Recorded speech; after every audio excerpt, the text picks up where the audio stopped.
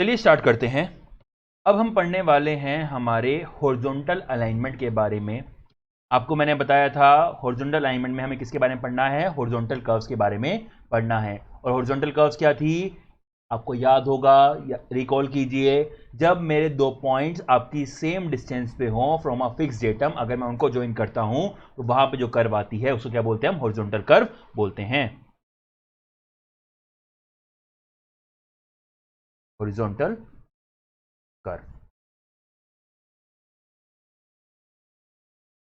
देखेंगे इस बात को, बहुत ढंग से देखना, इस बात को हल्की सी भी डाउट नहीं होना चाहिए।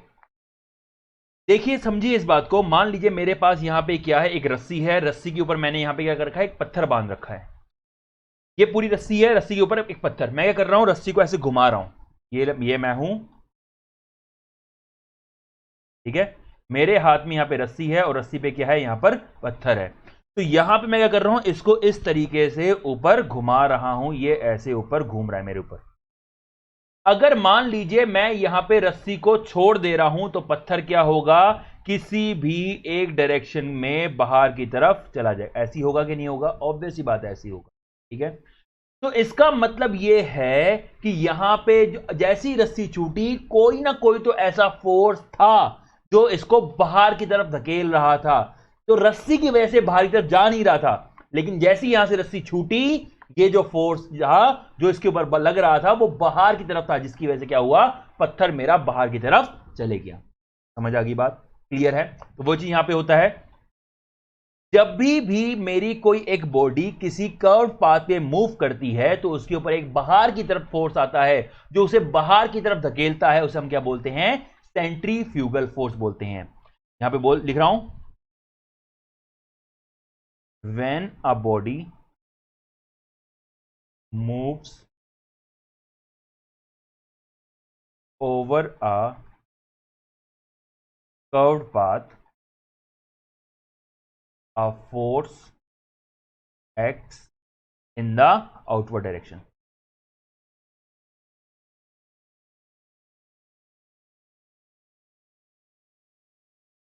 समझ आ गई बात। ये देखेंगे, आपको भी ये बात पता ही होगा, जब भी आप गाड़ी चला रहे हो और आपकी क्या आ रही है, मोड़ आ रही है, तो वहां पे अपनी स्पीड कम कर लेते हो ताकि आप उस मोड़ पे मुड़ सको। अगर आप उसी स्पीड से जाओगे तो भैया आपको अपना स्टीयरिंग मोड़ना बहुत ज्यादा मुश्किल पड़ जाएगा। क्यों, क्योंकि बाहर की तरफ एक फोर्स आ रहा है जो आपको बाहर की तरफ धकेल रहा है, तो उसको हम क्या बोलते हैं, सेंट्रीफ्यूगल फोर्स बोलते हैं। तो अगर आपकी कर्व कुछ इस तरीके से है, ये आपकी कर्व है, ठीक है, और यहां पे आपकी बॉडी कुछ इस तरीके से है, ये आपकी बॉडी है, थोड़ा बॉडी यहां पे गलत बन गई, बनाते हैं, ये आपकी बॉडी है जो इस तरीके से मूव कर रही है।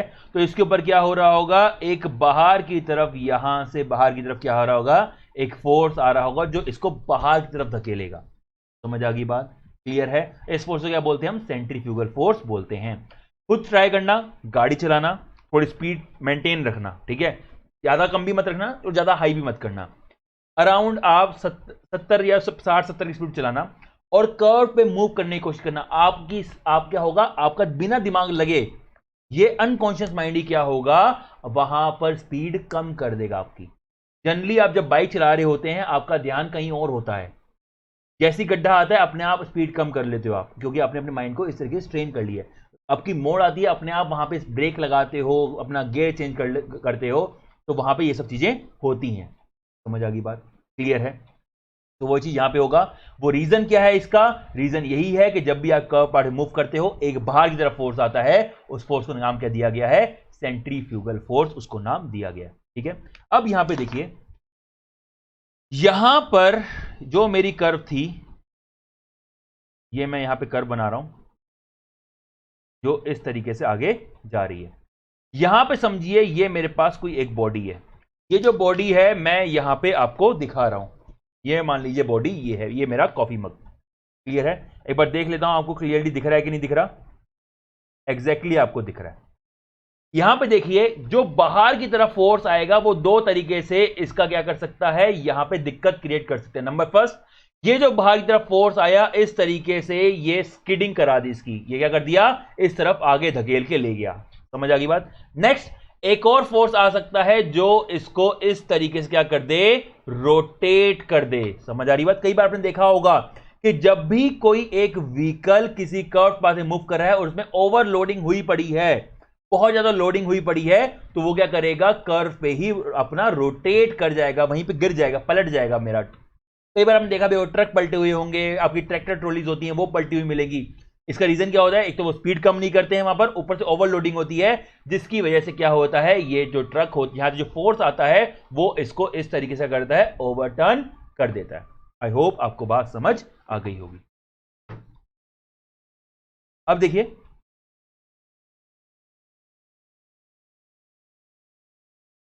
तो यहां पर जो मेरी बॉडी थी, दोनों फोर्स आ रहे हैं, एक क्या कर रहा है, उसकी स्किडिंग कराने की कोशिश कर रहा होगा, और एक क्या कर रहा होगा, यहां पे ओवरटर्निंग कराने की कोशिश कर रहा होगा। जरा देखेंगे इस बात को।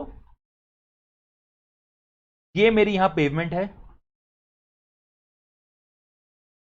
ठीक है, इसके ऊपर यहां पे कुछ इस तरीके से कोई एक बॉडी है, और यहां पर इसके टायर्स हैं, ये जो व्हीकल है उसकी ये टायर्स हैं। समझ आ गई बात। चलिए, ये जो है this point, this is the centroid. ये क्या है, सेंट्रोइड है आपके यहां पे व्हीकल का, जो आपका कुछ h हाइट पे है। कितनी हाइट पे है, यहां से लेके यहां तक आपकी h हाइट पे है। समझ आ रही बात। ये कितना है, h हाइट पे है। एक काम करता हूं, इसको थोड़ा सा बाहर ले आता हूं,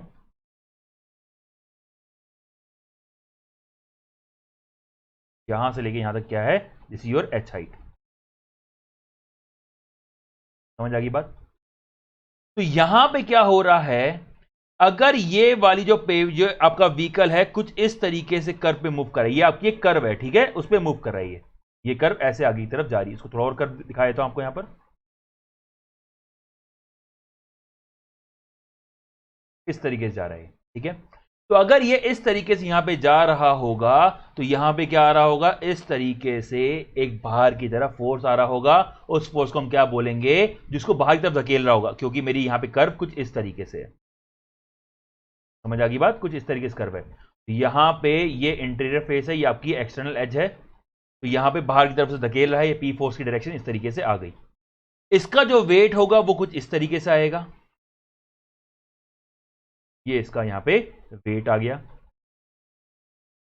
जो सेंटर टू सेंटर डिस्टेंस है, ये सेंटर टू सेंटर आपकी डिस्टेंस है, तो इनके बीच की यहां पे जो आपकी डिस्टेंस है सेंटर टू सेंटर, ये है आपकी b। This is the width of the vehicle, यहां से हम लेके चल रहे हैं, ये कितनी है, टोटल इज b। अगर टोटल आपकी b है, तो यहां से लेके यहां तक, जिनको आपको शो कर रहा हूं, यहां से लेके यहां तक कितनी हो जाएगी, दिस विल बी p/2। समझ आ गई बात, क्लियर है। अब देखो, अब ये जो फोर्स आपका लग रहा है, कौन सा फोर्स, ये वाला P वाला फोर्स, ये क्या करेगा, ये आपकी बॉडी थी, ये P फोर्स आ रहा है, ये इसको इस तरीके से धकेलने की कोशिश करेगा, हाँ या ना, और यह क्या करेगा, इस तरीके से रोटेट करने की कोशिश करे, कुछ भी कर सकता है ये।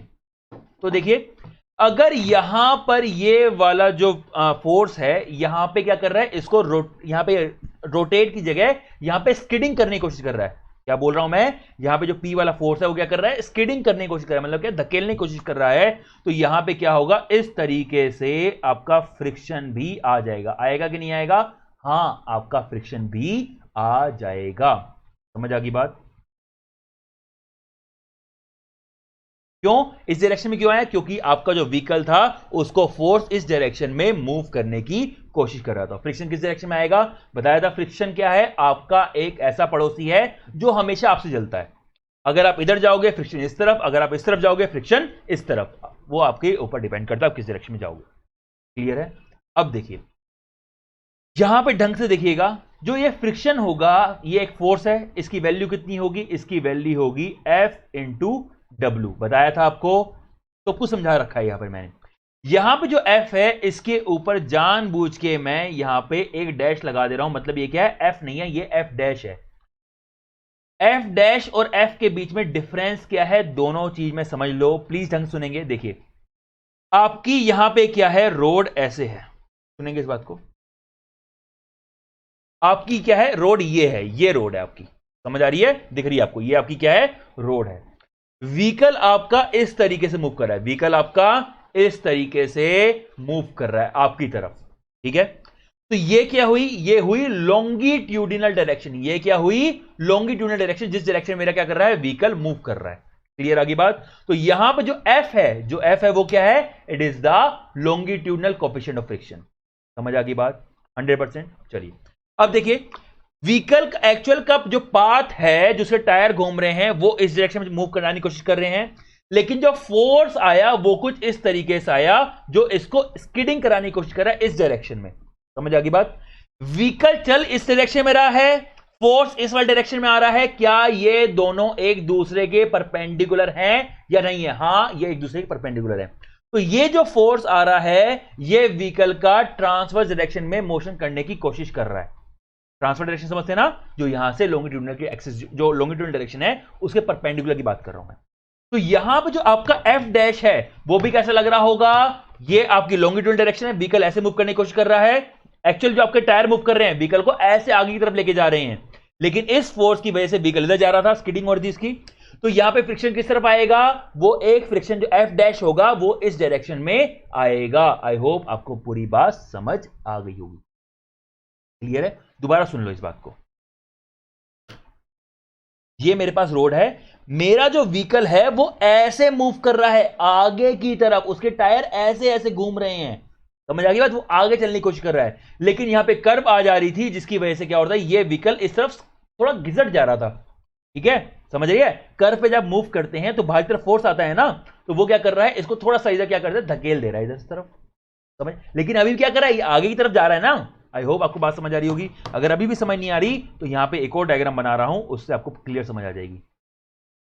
देखिए मैं थोड़ा ज्यादा डीप में जाता हूं, क्योंकि मुझे यहां पता नहीं चलता कि आपको यहां पे समझ आ रहा है कि नहीं आ रहा। एक्चुअली क्लास में होते मेरे को पता चलता कि आपको समझ आ रहा है कि नहीं आ रहा, लेकिन यहां पे ऑनलाइन में आप हमारे सामने नहीं है, इसलिए मैं कई बार दो तीन चीजें क्या करता हूं, बार बार रिपीट भी कर देता हूं।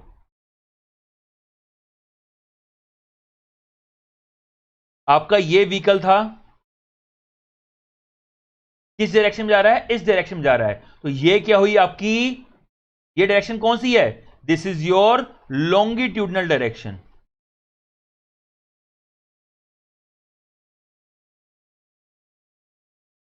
ठीक है, कौन सी डायरेक्शन है, लॉन्गिट्यूडनल डायरेक्शन है।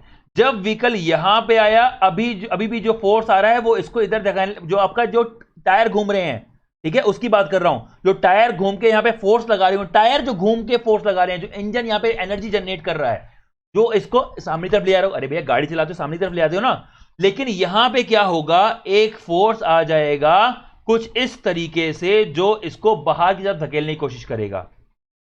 इसको हम क्या बोलते हैं, इस फोर्स को हम बोलते हैं कौन सा, सेंट्रीफ्यूगल फोर्स। तो इसको गाड़ी को बाहर की तरफ धकेलने की कोशिश करेगा, तो फ्रिक्शन किस तरफ आएगा, आपका फ्रिक्शन कुछ इस वाले डायरेक्शन में आ जाएगा, जिसको हम एफ डैश बोलते हैं। समझ आ गई बात। ये जो आपका एफ डैश है, this is transverse coefficient of friction, F dash is transverse coefficient of friction. अब आपको एफ डैश समझ आ गया क्या है। यहां पे एफ कहां लग रहा होगा, आपका एफ कहीं इस तरीके से पीछे की तरफ लग रहा होगा, अगर मेरी गाड़ी आगे की तरफ जा रही है। तो ये जो एफ है, this is your longitudinal coefficient of friction. I hope आपको अब तो क्लियर समझ आ गया होगा कि किस तरीके से यहां पे चीजें हो रही हैं।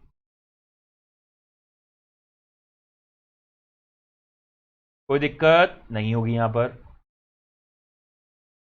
चलिए देखेंगे आगे, वापिस आते हैं। तो एफ डैश क्या है यहां पे, F dash is the transverse coefficient of friction, transverse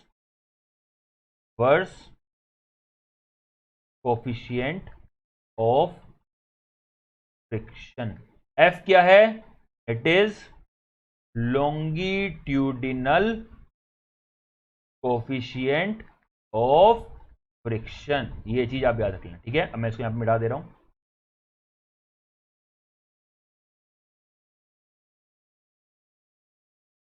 चलिए अब देखिए, यहां पर हम क्या कर रहे हैं, इस बॉडी को मैं इक्विलिब्रियम में रखना चाह रहा हूं। कैसे रखना चाह रहा हूं? इक्विलिब्रियम में रखना चाह रहा हूं। ये मेरी कर्व कुछ इस तरीके से है जिसपे ये मेरी बॉडी मूव कर रही है। अगर मैं इसको यहां पे इक्विलिब्रियम में रखना चाहूंगा तो यहां पे क्या होगा? Summation of f x equal to 0, summation of f x equal to 0। समझ आ गई बात? क्लियर है? तो इक्विलिब्रियम में क्या होगा? आपका ये वाला फोर्स और ये वाला फोर्स दोनों इक्वल होना चाहिए। लेकिन अगर मैं ये बोलूं कि मेरे को यहां पर क्या चाहिए? स्किडिंग नहीं चाहिए, मैं नहीं चाहता हूं कि यहां पे स्किडिंग हो, तो क्या होना चाहिए? दो कंडीशन बता रहा हूं, सुनिए इस बात को। फर्स्ट आपकी बता रहा हूं इक्विलिब्रियम कंडीशन। इक्विलिब्रियम कंडीशन में क्या होगा? इधर वाला फोर्स और इधर वाला फोर्स दोनों इक्वल होंगे। तो आपका जो इधर वाला फोर्स है जो आपको धकेलने की कोशिश कर रहा है वो कितना है? वो है आपका P, ठीक है। और जो बचाने की कोशिश कर रहा है वो कितना है? It is F dash W. तो ये दोनों इक्वल होंगे। P will be equal to F dash W, यहां पे वैल्यू होगी, हाँ या ना? ये वैल्यू होगी। क्लियर है? तो ये आपकी इक्विलिब्रियम कंडीशन आ गई। लेकिन अगर आपसे पूछा जाए कि मैं चाहता हूं कि यहां पर स्किडिंग ना हो, मेरा व्हीकल इस तरफ ना धकेला जाए, तो यहां पे क्या होना चाहिए? ये जो आपका एफ डैश डब्ल्यू है, this should be more then P। P was the disturbing force, F dash W is the resisting force. समझ आ रही है? P बॉडी को डिस्टर्ब कर रहा था, धकेल रहा था। एफ डैश डब्ल्यू क्या कर रहा है? उसको अपनी पोजीशन पे लाने की कोशिश कर रहा है, या फिर मैं बोलूं उसको अपनी पोजीशन से हटने जो हटा रहा है फोर्स, उसको क्या कर रहा है? वो उसको रेसिस्ट कर रहा है, एफ डैश डब्ल्यू। समझ आ गई बात? क्लियर है? तो यहां पे देखिए, दोबारा सुन लीजिए, P जो फोर्स है यहां पर, वो बॉडी को इस डायरेक्शन में ले जाने की कोशिश कर रहा है। किस डायरेक्शन में? इस वाली डायरेक्शन में ले जाने की कोशिश कर रहा है। लेकिन एफ डैश डब्ल्यू जो है वो इसको इधर ले जाने की कोशिश कर रहा है। तो अगर आपका एफ डैश डब्ल्यू अगर P से ज्यादा हुआ तो बॉडी मेरी will be safe from skidding. ये स्किडिंग यहां पर नहीं होगी। तो फर्स्ट लिख रहा हूं टू अवॉइड, क्या हो गया? To avoid skidding.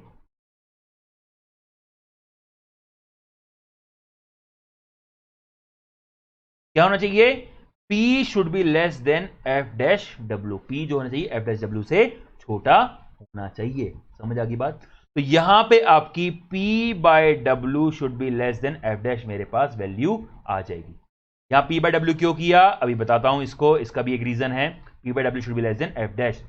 अब यहां पे देखिए, एक बच्चे ने मुझसे क्लास में एक क्वेश्चन पूछा हुआ है, इसलिए मैं आपको यहां पे बोल दे रहा हूं, क्योंकि मुझे पता है जितने भी 100 बच्चों को मैं पढ़ा रहा हूं तो 100 में से एक बच्चे के माइंड में डाउट आएगा ही आएगा।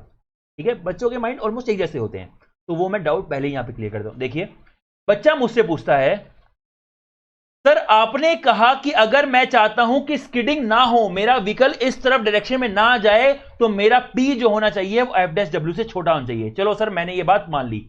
अगर मेरा एफ डैश डब्ल्यू जो वैल्यू है अगर ज्यादा होगी P से, तो मेरी गाड़ी इस तरफ नहीं जाएगी। ठीक है? लेकिन सर अगर मेरा एफ डैश डब्ल्यू ज्यादा होगा P से, तो क्या मेरी गाड़ी इस तरफ जाएगी या नहीं जाएगी? क्वेश्चन समझ आया? वो कहता है, सर अगर मेरे पास यहां पर कोई एक बक्सा है, यहां पे क्या है? एक बक्सा है। इधर खींचने वाला जो फोर्स है आपका 10 किलो न्यूटन का है, और इधर वाला फोर्स जो है वो आपका 5 किलो न्यूटन का है। ठीक है? तो बॉडी किस तरफ जाएगी? इस डायरेक्शन में जाएगी। मैंने कहा हाँ, बिल्कुल सही कह रहे हैं।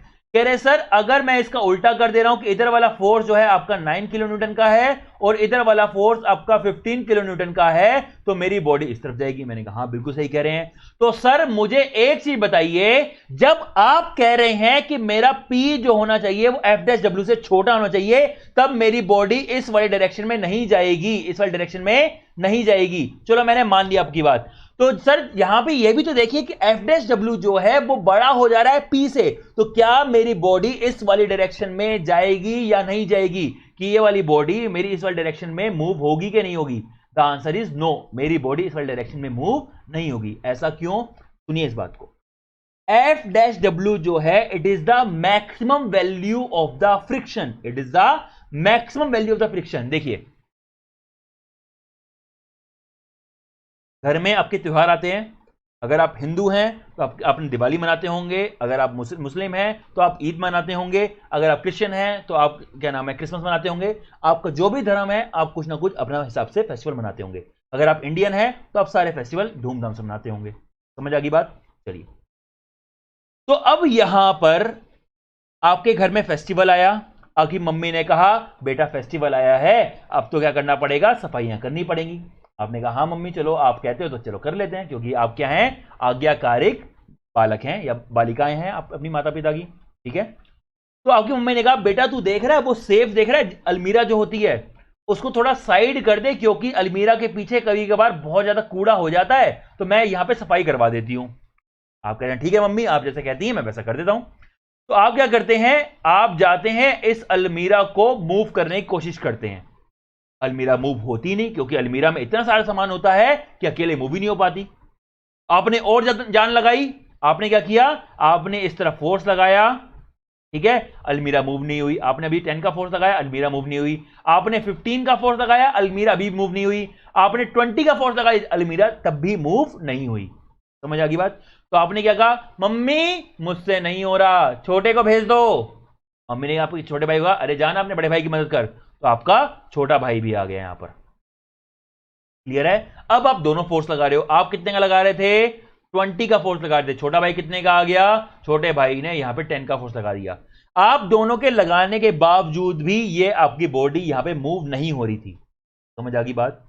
फिर आपने क्या कहा, मम्मी पापा को भेज दो, हमसे अभी भी मूव नहीं हो रही। अब आते हैं आपके बाहुबली पापा, ये आ गए आ गए आ गए।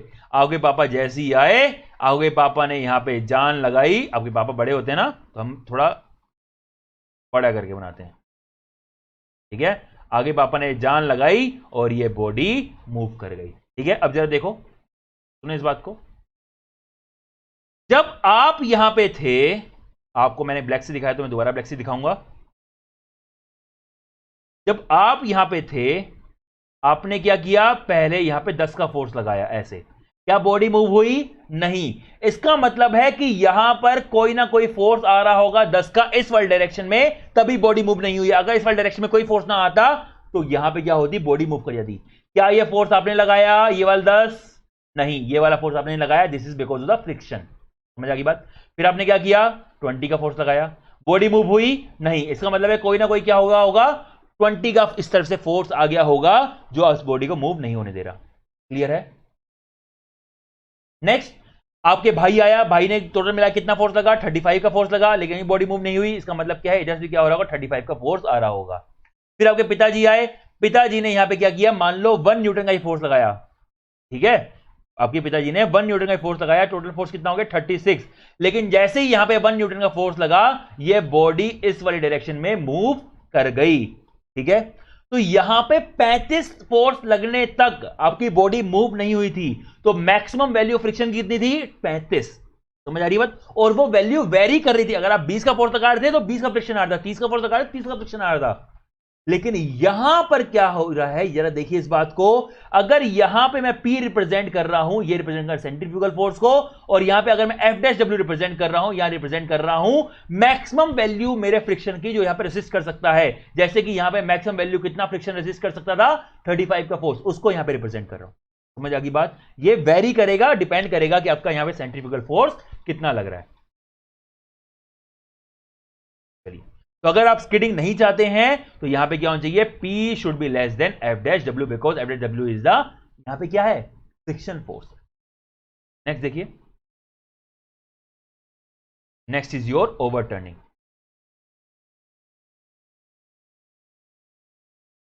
टू अवॉइड ओवर टर्निंग, ये जो मैं पढ़ा रहा हूं ना, ये टू अवॉइड ओवर टर्निंग या टू अवॉइड स्किडिंग, इसके ऊपर चुपचाप आप 10 स्टार लगा देना और किसी को बताना मत कि आपने 10 स्टार लगाए हैं, ठीक है। क्यों? क्योंकि इस बात की मैं गारंटी दे रहा हूं किसी ना किसी एग्जाम, इस साल किसी ना किसी एग्जाम में आपसे ये क्वेश्चन फंस जाएगा, ठीक है, ऑब्जेक्टिव एग्जाम में। अब सुनिए इस बात को ढंग से सुनेंगे। यहां पर क्या हो रहा है, वापिस आते हैं डायग्राम में। ये वाला जो फोर्स है, आपको मैंने सोम पढ़ा दिया ना, सोम में मैंने क्या बताया था, ये वाला फोर्स है, मुझे क्या लेना है, इस वाले, ये ए टायर है, इसके बाद मूवमेंट लेना है। तो किस तरीके से मूवमेंट आएगा, चोंच पकड़ो, उसके अबाउट घुमा दो, जिसके अबाउट क्या चाहिए आपको, मूवमेंट चाहिए। तो एक अबाउट चाहिए तो इस तरीके से मूवमेंट देगा। यहां पे जो W है ये जो मूवमेंट देगा कुछ इस तरीके से क्या देगा, मूवमेंट देगा, हां या ना। ये वाला फोर्स इस तरीके से मूवमेंट, W आपका कुछ इस तरीके से मूवमेंट देगा। क्लियर होगी बात, कोई दिक्कत।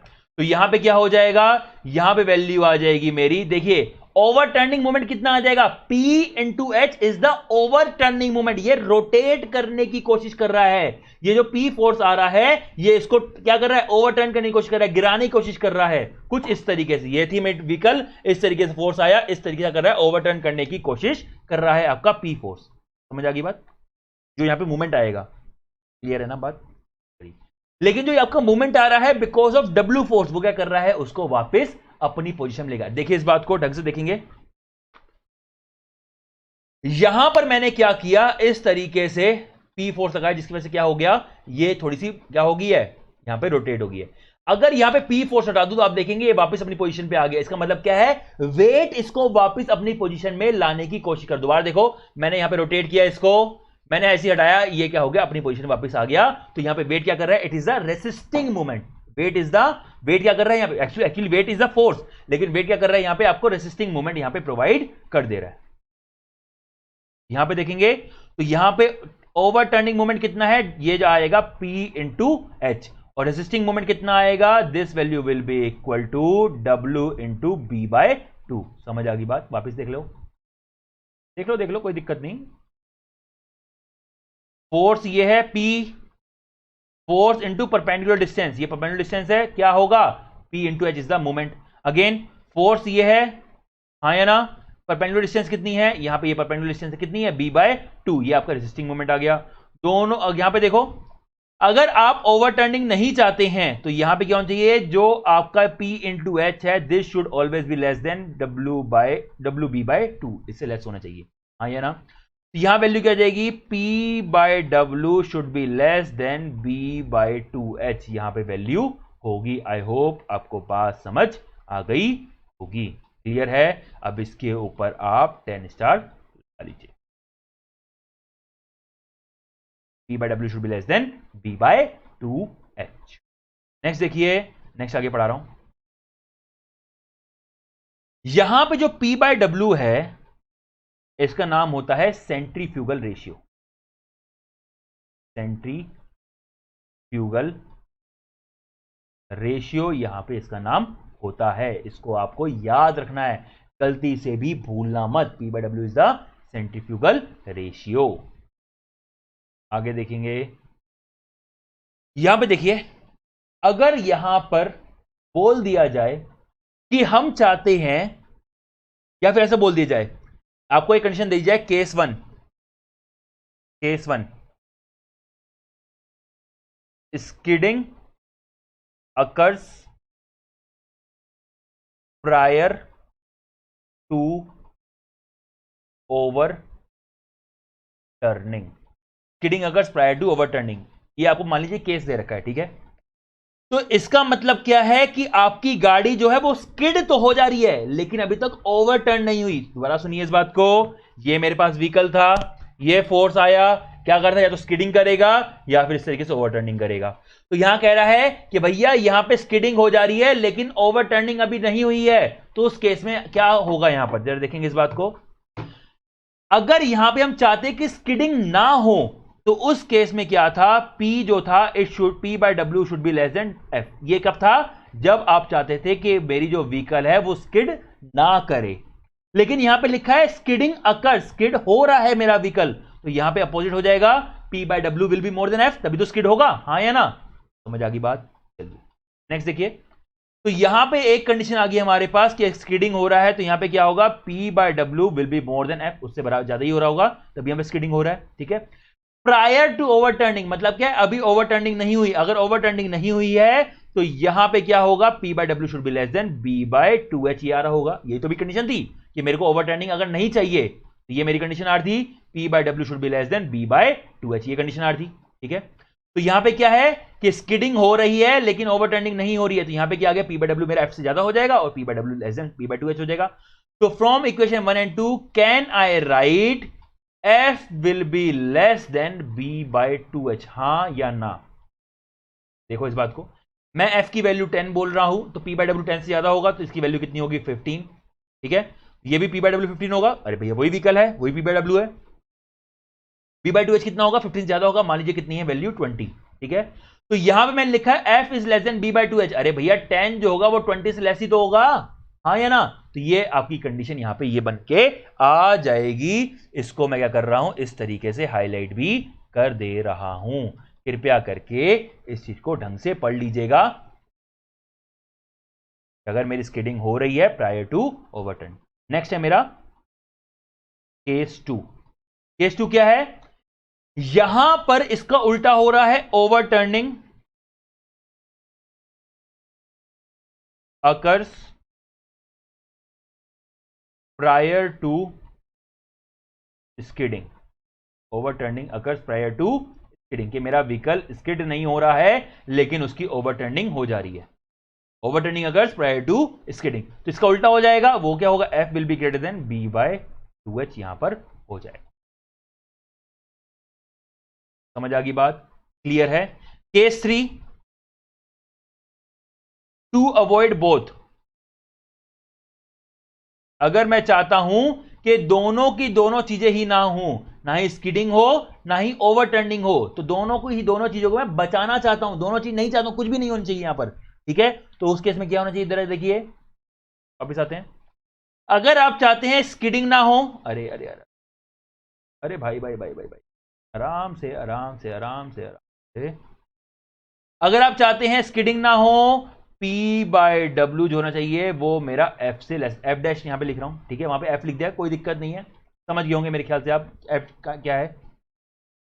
ट्रांसफर फ्रिक्शन की बात ही कर रहा हूं। ठीक है, मैं लीजिए एफ डैश लिख दिया, नीचे भी मैं एफ डैश लिख दूंगा, कोई बड़ी बात नहीं है। ठीक है, अगर आप चाहते हैं कि स्किडिंग ना हो तो P by W should be less than F dash, हाँ या ना?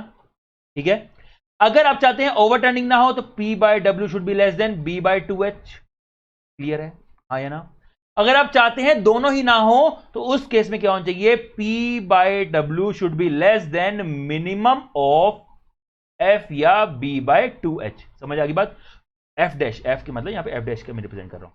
अगर F डैश से छोटा है, मान लो, सुनिए इस बात को, यहां पर मैं बोल रहा हूं कि मेरा P by W F dash से छोटा होना चाहिए और P बाय डब्ल्यू मेरा B बाय 2h से छोटा होना चाहिए। ठीक है, अगर मैं ये बोलूं कि P by W F dash और B बाय 2h जो है उनमें से छोटी वैल्यू है, एफ डैश और B बाय 2h में से छोटी वैल्यू है, उससे भी छोटा है, तो यहां पे दोनों सेव होंगे नहीं होंगे? अरे भैया सेव हो गए, देखिए वही कंडीशन आ रही है, P बाय डब्ल्यू इससे भी लेस है, P बाय डब्ल्यू से भी लेस है। आई होप आपको बात समझ आ गई होगी। तो to avoid both overturning and skidding, यहां पे क्या हो जाएगा? P by W should be less than minimum of F dash and B by 2h। वो मैंने ये थर्ड वाला केस मैंने ऊपर लिख दिया। तो मेरे ख्याल से आपको ये चीज समझ आ गई। ठीक है, अब जरा देखिए, एक और क्वेश्चन बनता है यहां पर, बहुत ही अच्छा क्वेश्चन बताने वाला हूं, ढंग से देखेंगे।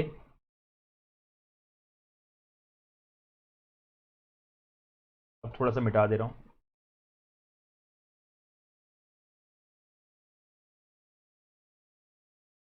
देखिए, यहां पे जो फोर्स है वो इसको इस तरीके से ओवरटर्न करने की कोशिश कर रहा है। ठीक है, देखिए इस बात को, ये व्हीकल है, ये व्हीकल है, इधर टायर इधर टायर, जो फोर्स है वो इसको कुछ इस तरीके से क्या कर रहा है? ओवरटर्न करने की कोशिश कर रहा है, हाँ या ना? टर्न करने की कोशिश कर रहा है। ठीक है, अगर ये इस तरीके से टर्न कर रहा है तो ये वाली जो यहां पे टायर होंगे, कहां पर? इधर इस वाली साइड में, जो इस वाली साइड में होंगे टायर, वहां पे प्रेशर ज्यादा आ रहा होगा, कम आ रहा होगा? ज्यादा आ रहा होगा। क्यों? क्योंकि वो इस तरफ घुमाने की कोशिश कर रहा है, तो इस वाले टायर पे आपका ज्यादा आ रहा होगा। ठीक है, तो यहां पे प्रेशर का जो होगा वो कुछ इस तरीके से आ रहा होगा। This is pressure bulb. Pressure bulb का मतलब क्या होता है कि यहां पे प्रेशर किस तरीके से वेरिएशन हो रहा है उसको यहां पे हम रिप्रेजेंट करते हैं। और यहां पर प्रेशर कुछ इतना ही होगा। कम क्यों दिखाया? क्योंकि आपको पता ही है कम रीजन क्या है, क्योंकि यहां पे फोर्स इसको ए के अबाउट रोटेट कर रहा है। तो अगर यहां पे लिखा जाए what is the pressure in tyre B, pressure in tyre B, इस वाले टायर की बात कर रहा हूं, what is the pressure in tyre B on the verge of overturning, overturning. जरा सुन लो इस बात को,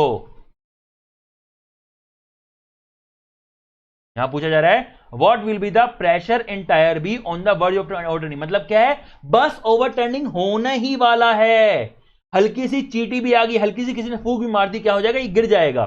तो उस केस में क्या होगा, मेरा जो प्रेशर इन टायर बी होगा that will be equal to 0। क्यों, उस समय खाली वो टच कर रहा होगा उसको, किसको, जमीन को, ठीक है, कोई भी रिएक्शन नहीं दे रहा होगा, तभी तो यहां पे ऑन द वर्ज होगा।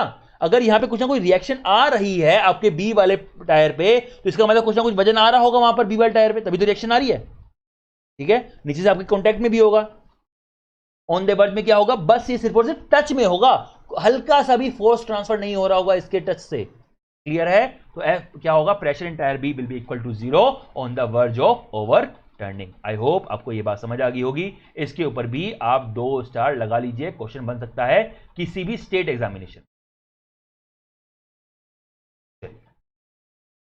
तो बहुत ही आसान था, मेरे ख्याल से इसमें कोई दिक्कत नहीं हुई होगी आपको। नेक्स्ट देखिए, नेक्स्ट हमें पढ़ना है यहां पे सुपर एलिवेशन। क्या पढ़ना है, सुपर एलिवेशन।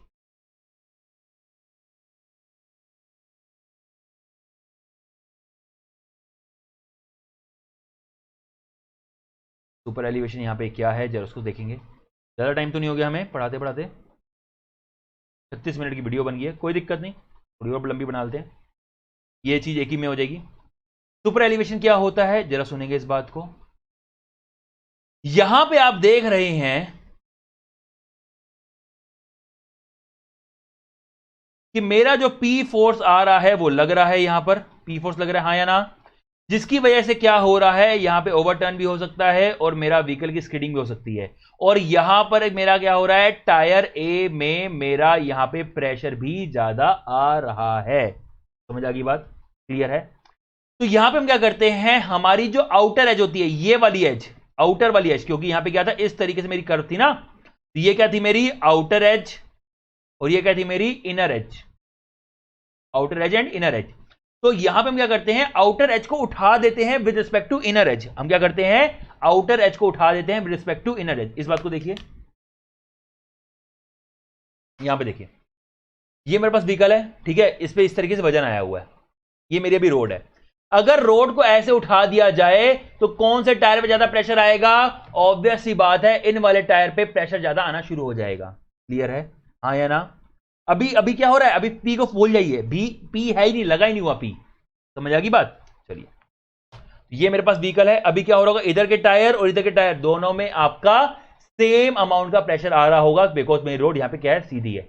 अगर यहां पे मैं इस तरीके से क्या कर रहा हूं, यहां पे इस तरीके से मैं अपनी रोड को उठा दे रहा हूं और ऊपर से यहां पे प्रेशर लगा दिया है, वजन तो आ ही रहा है, ठीक है, तो किस पे ज्यादा आ रहा होगा, ऑब्वियस सी बात है, मेरे टायर बी में ज्यादा आ रहा होगा, ए में थोड़ा कम आ रहा होगा। खुद ऐसे टेढ़े होकर खड़े होकर देख लीजिएगा, ठीक है ना, मैं थोड़ा टेढ़ा होकर खड़े होकर दिखा भी देता हूं आपको। एक मिनट दीजिएगा मुझे, क्योंकि ये चीज मेरे को एक्सप्लेन करनी है। तो यहां पे देखिए, यहां पे अगर मैं इस तरीके से खड़ा होता हूं, ठीक है, तो यहां पे दोनों पैरों पे मेरा क्या हो रहा है, सेम अमाउंट का वजन आ रहा है। लेकिन अगर मैं ऐसे खड़े होकर होता हूं, इस तरीके से खड़ा हो रहा हूं, तो क्या हो रहा होगा, मेरी ये वाली जो टांग होगी जिसपे मैं पैट कर रहा हूं, इस वाली टांग पे ज्यादा प्रेशर आ रहा होगा इन कंपेरिजन टू ये वाली टांग। थोड़ा मैं चेयर पे खड़ा हो जाता हूं ताकि आपको ये चीज क्लियरली समझ आए। तो अगर मैं इस तरीके से खड़ा हो रहा हूं, एक इस टेढ़ा हो रहा हूं, तो इस वाली टांग पे क्या आ रहा है, ज्यादा प्रेशर आ रहा है इन कंपैरिजन टू ये वाली टांग। समझ आ रही है बात, क्योंकि मैं इस तरफ बैंड हुआ हूं, ठीक है, घर पे खुद भी करके देख लीजिएगा ये चीज। सॉरी, मेरे को यहां पे ऐसा करना पड़ रहा है क्योंकि मेरे को यहां पे आपको एक एक चीज समझानी है। अब उसके लिए मेरे को यहां पे नाचना भी पड़े तो वो भी मैं नाचने के लिए तैयार हूं, लेकिन मैं आपको एक एक चीज समझाऊंगा, क्योंकि आपने मुझ पर ट्रस्ट किया है, वो ट्रस्ट को हम मेंटेन करेंगे। तो अगर आप टेढ़े होकर ऐसे खड़े होते हैं तो एक टांग पे क्या होगा, आपका ज्यादा प्रेशर आएगा इन कंपैरिजन टू दूसरी टांग। तो वो चीज यहां पे होती है कि अगर हम यहां पे अपनी रोड को इस तरीके से उठा देंगे तो इधर वाले जो टायर होंगे उन पे ज्यादा प्रेशर आएगा, हाँ या ना, ऑब्वियसली बात, ज्यादा प्रेशर आएगा। अगर वो ओवरटर्न नहीं हो रहे हैं तो यहां पे क्या हो जाएगा, ज्यादा प्रेशर आएगा इस वाले पे। चलिए, जय श्री राम। चलिए देखिए, आई होप समझ आ गई होगी बात। तो यहां पे क्या होता है, इस P फोर्स को काउंटरएक्ट करने के लिए, इस P फोर्स को काउंटरएक्ट करने के लिए, क्योंकि P फोर्स क्या कर रहा है, ए वाले टायर पे ज्यादा प्रेशर दे रहा है, इसको ओवरटर्न करा दे रहा है, इसको स्किडिंग करा दे रहा है, तो यहां पर P फोर्स को काउंटरएक्ट करने के लिए हम क्या करते हैं, आउटर एज को उठा देते हैं, इनर एज को यहां पे नीचे कर देते हैं। ठीक है, हम आउटर एज को उठा देते हैं with respect to inner edge. समझ आ रही है कि नहीं आ रही? देखिए यहां पे जो P फोर्स लगा हुआ है वो इसको, गाड़ी को इस तरफ धकेलने की कोशिश कर रहा है, हाँ या ना? ठीक है, अगर P फोर्स काफी ज्यादा हो जाएगा गाड़ी सब जाएगी, नहीं जाएगी? जाएगी। लेकिन अगर मैं यहां पे, मेरे पास ये रोड थी, ये मेरे पास व्हीकल था, अगर मैं अपने यहां पर, देखिए ढंग सुनिएगा इस बात को, P फोर्स ऐसे आ रहा है, इसको इस तरफ धकेल रहा है, लेकिन अगर मैं यहां पे रोड को इस तरीके से उठा दूं तो मेरा व्हीकल अंदर तरफ आ जाएगा, तो दोनों फोर्स, दोनों डायरेक्शन क्या हो जाएंगी, एक दूसरे के अपोजिट हो जाएंगी। तो अगर मैं यहां पे अपनी रोड को कुछ इस तरीके से उठा रहा हूं, ठीक है, तो मेरा व्हीकल कुछ इस तरीके से अंदर की तरफ धकेलेगा। एक दूसरे को क्या कर रहे हैं, मूवमेंट को यहां पे काउंटरएक्ट कर रहे हैं। अभी P फोर्स की वजह से क्या आ रहा है, यहां पे A पे ज्यादा प्रेशर आ जा रहा है। अगर खाली मैं यहां पे उठा देता इस तरीके से इसको, अभी P फोर्स, इस वाले केस में क्या है, P फोर्स को भूल जाइए कि मैं यहां पे उठा दे रहा हूं अभी, ठीक है ना, अभी सब लेके आऊंगा बाद में, लेकिन ये समझिए कि खाली ये चीज है, ये मेरी बॉडी यहां पे पड़ी हुई है, हाँ या ना, क्लियर? और मैं इसको ऐसे उठा दिया, अभी कोई P फोर्स तो नहीं आ रहा इस वाली बॉडी पे, इस वाले कैलकुलेटर पे नहीं आ रहा, तो यहां पे क्या हो रहा होगा, इस वाले टायर पे ज्यादा प्रेशर आ रहा होगा इन कंपैरिजन टू ये वाले टायर पे। तो यहां पे क्या हो रहा है, मेरा यहां P फोर्स को काउंटरएक्ट करने के लिए we raise the outer edge with respect to the inner as.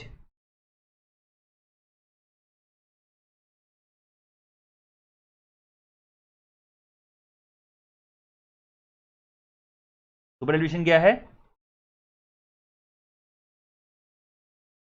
when we raise outer edge with respect to inner edge, when we raise the outer edge with respect to inner edge, angle subtended is referred as a super elevation. To counteract centrifugal force, यहां पे जो angle बनता है उसे क्या बोलते हैं, हम सुपर एलिवेशन बोलते हैं। यहां पे क्या कर रहा हूं, तो यहां पे इस तरीके, एक मिनट, गलत हो गया, रोटेट नहीं होगी ये चीज,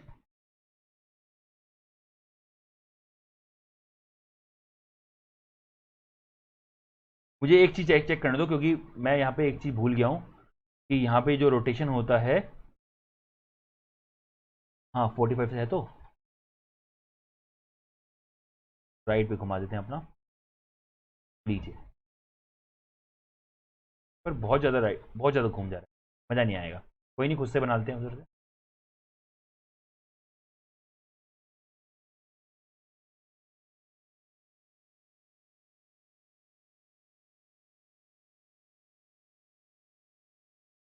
ठीक है, हमने क्या किया, इस तरीके से मेरी रोड थी, अभी जो पहले मैंने बनाई थी, हमने क्या किया, आउटर एज को उठा दिया with respect to inner edge, pavement की हमने ऐसे उठा दिया। तो यहां पे जो एंगल बन रहा है, this is your super elevation, ये क्या है, आपका सुपर एलिवेशन है। समझ आ गई बात, क्लियर है? तो यहां पर इसको बनेगा भी नहीं, अभी हम आगे ढंग से मैं दोबारा डायग्राम बना देता हूं। एक काम करते हैं, इस वीडियो को यहीं पे स्टॉप करते हैं, मैं चाहता नहीं आपका टाइम वेस्ट हो डायग्राम वगैरह बनाने में, तो मैं डायग्राम बना के रखूंगा, उसके बाद मैं शुरू कर दूंगा दोबारा नेक्स्ट वाले लेक्चर में। तब तक नमस्कार, कोई दिक्कत हो आप व्हाट्सएप ग्रुप में पूछ सकते हैं।